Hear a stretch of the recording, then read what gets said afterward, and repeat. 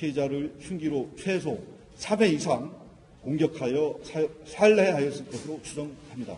전 남편인 피해자와 자녀의 면접 교섭으로 인해 재혼한 현재 남편과의 결혼 생활이 깨질 수도 있다고 생각하는 등 피해자의 존재로 인해 갈등과 스트레스가 계속될 것이라는 극심한 불안 때문에 범행하였을 가능성이 있다고 판단됩니다. 정말로 소름 돋는 고유정의 범행, 그 전모가 하나둘씩 드러나고 있는데요. 새롭게 드러난 전모도 함께 보시죠.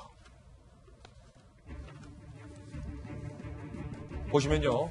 면접 교섭이 결정된 다음 날. 그러니까 아빠가 아들을 만날 수 있게 해달라라고 법원에 면접 교섭을 이제 신청하고 그게 결정된 다음 날에 고유정이 이런 걸 검색했다는 거예요. 범죄 관련 키워드를 검색했다. 그러니까 이미 지난달 10일부터 남편을 죽이기로 고유정이 결심을 하고 계획에 시작했다라는 반증입니다. 지난달 17일 수면유도제를 구입하고 지난달 22일 제주마트에서 흉기와 청소 도구 등을 구매합니다.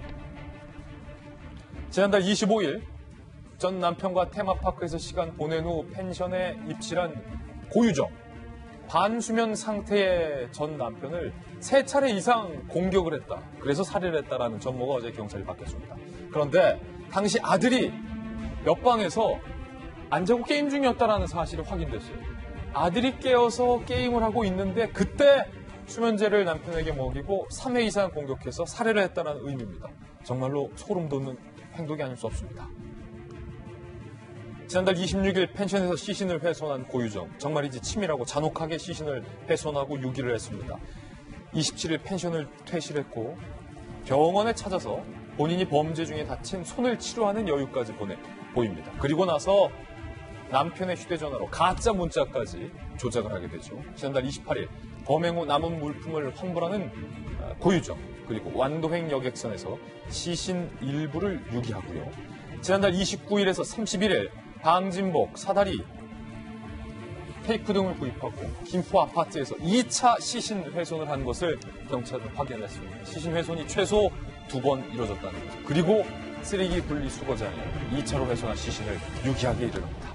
6월 1일 고유정은 긴급 체포됐고 그리고 오늘 잠시 후 고유정이 검찰로 송치가 됩니다. 배상우 프로파일러님, 지금 잔인한 전모들이 지금 곳곳에서 드러났고 특히 시신을 2차례 이상 훼손했다라는 점도 잔혹하고 아들이 깨어서 게임을 하고 있는데 옆방에서 그때 수면제를 먹이고 살해를 했다라는 것도 너무나도 끔찍합니다. 글쎄 말입니다. 지금 이 사건 같은 경우는 사실 제가 한 15년 넘게 일을 하지만 이런 사례를 본 적이 없는 아주 잔혹한데 이런 건 보질 못하셨다. 예, 잔혹한데 그만큼 체계적이고 상당히 과학적인 방법으로 접근을 한 부분입니다. 치밀하게. 그러니까 적어도 한 3회 정도의 계획성이 보이고 또 계획의 중첩성까지 보이면서 그렇기 때문에 이것은 그 다른 방식으로 해석해야 되는 부분 좀 있지 않을까라는 생각을 좀 해보고요. 최소한 보름 전부터 계획을 했다고 하지만은 실제로 생각은 그 이전부터 있지 않았을까라는 생각도 하고요. 저렇게 빠르게 체계적으로 그 계획을 할 수 있을까? 이것도 사실은 궁금한 부분입니다. 예, 가장 걱정되는 건 손수호 변호사님. 네. 아들이 옆에서 어린 아들이 아빠와 놀이공원에서 오랜만에 만난 아빠와 재밌는 시간을 보내고 나서 좀 게임을 하고 있었잖아요. 혹시 그 아들이 뭔가 어떤 그 범행에 대한 낌새를 알아채지는 않았을까? 말 못한 사정이 있지는 않았을까? 그게 좀 제일 걱정이에요. 잔인합니다. 네, 처음에 고유정은 이렇게 말했습니다. 아들이 함께 있었지만 잠을 자고 있었다. 이렇게 진술했어요. 그거 자체도 충격적이고 참 안타까운 일인데 나중에 진술을 또 한번 죽은 그때 번복을 한 겁니다. 아들이 옆방에서 게임을 하고 있었다. 그런데 문제는 물론 모든 살인 사건이 일어나면 안 되는 것이고 참 참혹한 일입니다만 공격 행위가 있었거든요. 그리고 또 반격은 없었지만 방어 행위는 있었다고 경찰이 판단했습니다. 예. 그리고 또 현장에서 또 화분이 깨져 있고 어느 정도의 몸싸움과 소란은 있었다는 거거든요. 남편이 어느 정도 그 반수면 상태에서 방어를 했었다. 그렇습니다. 그렇다면 소리도 났을 것이고 옆방에서 게임을 하고 있었다는 진술이 사실이라 하더라도 이런 그 부모 간에 어떤 아빠와 엄마 간의 이런 행위를 낌새라도 눈치챌 수 있지 않았을까. 예. 이런 상상을 한다면 이 아이가 앞으로 아이가 받았을 엄청난 충격, 그리고 또 앞으로 살면서 이 사건으로 해서 계속해서 짊어지고 가야 될 어떤 엄청난 일들, 이런 것들을 생각하면 더더욱 안타까운 생각이 듭니다. 예, 오늘 새로운 CCTV가 또 공개가 됐는데 범행 이후에 이 고유정이 철물점에 들려서 방진복 등을 구매하는 CCTV 장면이 공개가 됐습니다. 고유정이 거기서도 환하게 웃는 장면이 포착됐습니다. 함께 보시죠.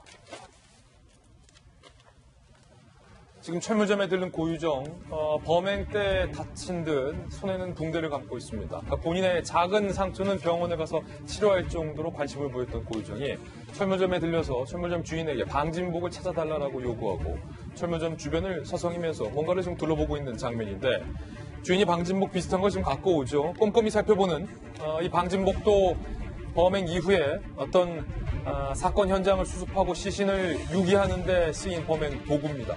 범행 도구, 그러니까 전 남편을 죽인 후 시신을 훼손을 결정하면서 방진복을 구입하는 자리에서 고유정이 지금 이렇게 환하게 웃는 장면이에요. 지금 보시죠. 다시 한번 환하게 웃는 장면이 CCTV에 포착이 됐습니다. 고유정은 범행 이후에 남은 세정제 등을 환불하는 과정에서도 환하게 웃었고 지금 시신을 유기하는 과정에 필요한 방진복 등을 구매하는 장소에서도 또 한 번 이렇게 환하게 웃는 장면이 포착이 된 겁니다. 프로파일러님, 이거를 저희가 어떻게 분석을 해야 됩니까? 이 심리는 좀처럼 이해가 되지 않습니다. 그러니까 보통 저런 걸 이제 사이드 베이블 이펙트라고 해서 행동 분석에서는 자신의 그 업무죠. 태스크를 완수한 다음에 다음 행동 중에서 매우 자연스러운 행동에서 오버된 자연스러운 행동으로 표현되거든요. 그러니까 저런 형태는 보통 사람이 일반적인 형태의 것보다는 더 자연스럽게 행동하려고 하는 오버된 자연스러운 행동이죠. 본인이 계획한 범죄를 완수한 이후에 뭐 그 범죄에 대한 어떤 일종의 뿌듯함 그리고 내가 범죄를 발각시키지 않게 하기 위해서 나오는 반작용적인 어떤 그런 자연스러움이 오버된 것이다. 완수했다고 하는 자신감도. 예, 저희가 락스 등을 환불할 때도 환하게 웃는 장면이 있는데 지금 이 웃음을 연기했다라는 저건 연기가 아니죠. 연기가 아니에요. 예, 자연스러운 거죠. 자연스러운. 예, 자연스러운 거죠. 그리고 그러면서 포인트까지 정립하지 않습니까? 그거는 자연스러움이 없으면 연결될 수가 없는 심리적 상태입니다. 심리적 상태, 편안한 상태다. 그렇죠. 지금 고유정이 무엇 때문에 이렇게 자 지금 이 장면인데 지금 저 때도 환하게 웃고 지금도 환하게 웃고 있어요. 앞에 포인트 정립은 범행 전, 두 번째, 세 번째 장면은 범행 이후에 포인트 정립 때는 웃지는 않았는데 범행 이후에 뭔가 편안하고 자연스러운 심리 상태. 야, 이게 지금 저희를 보통의 어떤 생각으로는 도저히 이해가 안 되는데 경찰이 지금 고유정이 입을 꾹 닫고 있기 때문에 왜 이 같은 범죄를 저질렀는지 살해 동기에 대해서는 명확히 아주 클리어하게 밝혀내지 못했고 다만 경찰이 추정을 한 바 있는데 완벽한 결혼 재혼 생활을 꿈꿨던 고유정에게 전 남편이 뭐 방해물이었을 것이다. 이 범죄 동기 이 상당히 개연성이 있습니까? 어떻습니까? 그러니까 자기의 소유, 자기의 공간 영역 이것을 지키려고 굉장히 대단히 노력을 많이 하거든요. 그것이 일종의 강박 형태로 되고 그것이 무너졌을 때 대단히 큰 분노감이 생기는 거고요. 그 분노는 가장 가까운 사람한테 나타나거든요. 그 가장 가까운 사람이 가장 가깝지만은 가장 쉽게 대할 수 있는 그게 전 남편이죠. 그 이전에도 폭력성이 보였다고 하니까 그 폭력성이 폭발했다. 이게 경찰의 설명이고요. 그러니까 가정사에서 연결된 것이라고 보여지는 것이고요. 그 다음에 이제 개인적인 어떤 성향적인 특성이 있을까라고 하는 것은 약간 방어적인 부분은 그렇습니다. 왜냐하면 정신질환에 대한 문제가 생기면 재판 때 사실 문제가 생길 수 있습니다.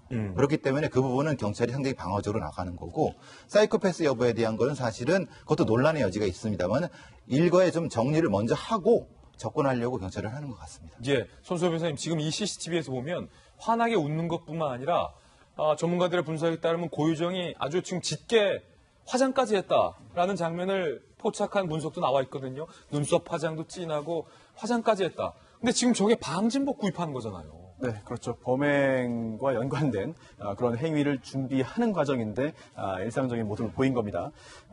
우선 뭐 죄책감이 없었기 때문에 저런 행동을 할 수 있던 것이 아니냐라는 첫 번째 분석이 가능하겠고요. 또 두 번째는 혹시라도 의심을 사지 않기 위해서 즉 끔찍한 범행을 저지른 후에 뭔가 허둥대거나 또는 평소와 다른 모습을 보일 경우에는 누군가 인상을 깊게 가질 수가 있거든요. 저거번 등이. 그렇다면 나중에 탐문 수사 때 저 봤어요. 그때 좀 이상한 일이 있었는데요. 제가 확인해 줄게요. 어. 이런 진술이 나올 수 있기 때문에 이것을 막기 위한 의도적인 행동이 아닐까라는 생각도 할 수 있겠고요. 또한 성취, 성공 또는 오히려 안심을 하는 과정이 아니겠느냐. 안심을 하는 거죠. 오히려 범행을 내가 해냈다. 그럼 안심을 할 수도 있다. 이런 분석도 가능할 것 같습니다. 예.